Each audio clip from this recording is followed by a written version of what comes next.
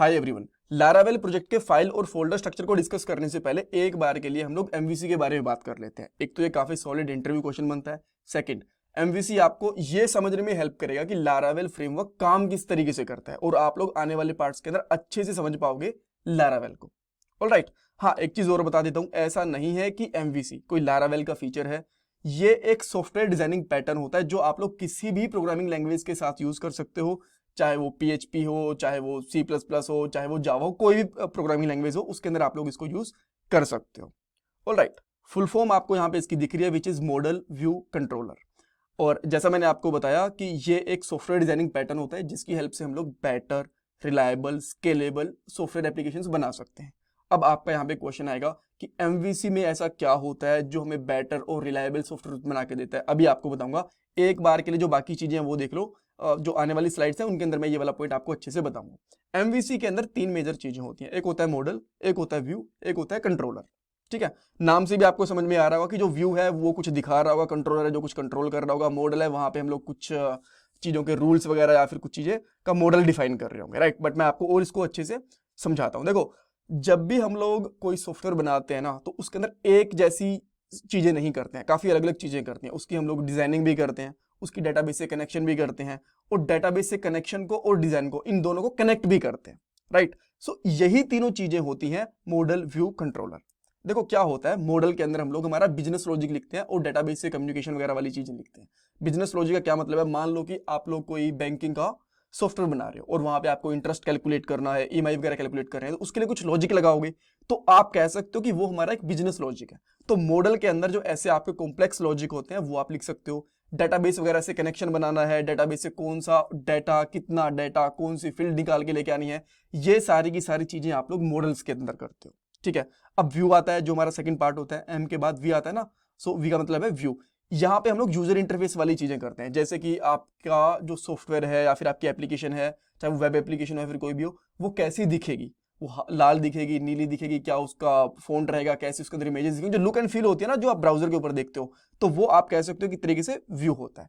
और इन दोनों को कनेक्ट करने के लिए, ठीक है, और हमारे यूजर की रिक्वेस्ट को हैंडल करने के लिए हम लोग यूज करते हैं कंट्रोलर का। जब भी हम लोग यहाँ पे कोई साइट एंटर करते हैं और वो साइट एमवीसी के अंदर पैटर्न को फॉलो करती है, तो सबसे पहले रिक्वेस्ट जाती है कंट्रोलर के पास। कंट्रोलर उसको बताता है कि भाई कौन सा व्यू, यानी कि क्या चीज उसको दिखानी है और कौन से मॉडल से उसको कम्युनिकेट करना है प्रॉपरली।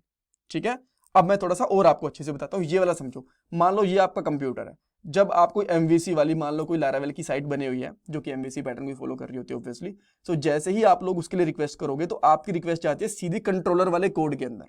ठीक है, मैं कोड लेवल की बात कर रहा हूं, यहां पे बाकी सारी नेटवर्क वगैरह बाकी सारी चीज छोड़ दो। तो जो आपकी रिक्वेस्ट जाएगी, यानी कि जो आपकी सबसे पहला कोड एग्जीक्यूट होगा वो होगा कंट्रोलर का। कंट्रोलर देखेगा इस ये चेक करके कि कस्टमर ने क्या रिक्वेस्ट करा है, कि भाई उसको व्यू दिखाना है। ठीक है, व्यू कौन सा व्यू दिखाना है, उसको मान लो कि होम पेज दिखाना है, या फिर अबाउट अस, या फिर यूजर वाले लिस्ट, या फिर जो भी आपको पेज दिखाना है उसके ऊपर डाटा जाएगा और वो यूजर को यहाँ पे दिख जाएगा इस तरीके से। ठीक है, ये कोड लेवल के ऊपर सारी चीजें हो रही होती हैं।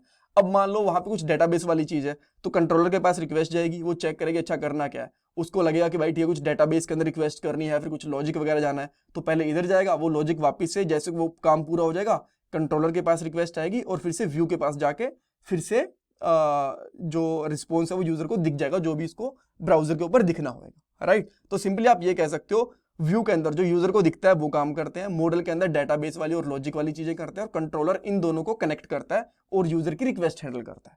अब आप बोलोगे यार ये तो ना बड़ा कॉम्प्लेक्स सा लग रहा है, इसके अंदर तो काफी सारी चीजें करनी पड़ती होंगी। नहीं नहीं, बिल्कुल भी नहीं। अगर मैं आपको बहुत सिंपल तरीके से बताऊं ना, बहुत ही सिंपल है। आप एक पेज, जैसे आप लोग कोई पेज ओपन करते हो ना, तो उसको आप बोल दो कंट्रोलर, उसका एक यूआई दिखाने के लिए एक अलग से पेज बना दो व्यू, और डेटाबेस कनेक्शन के लिए एक अलग से पेज बना दो मॉडल।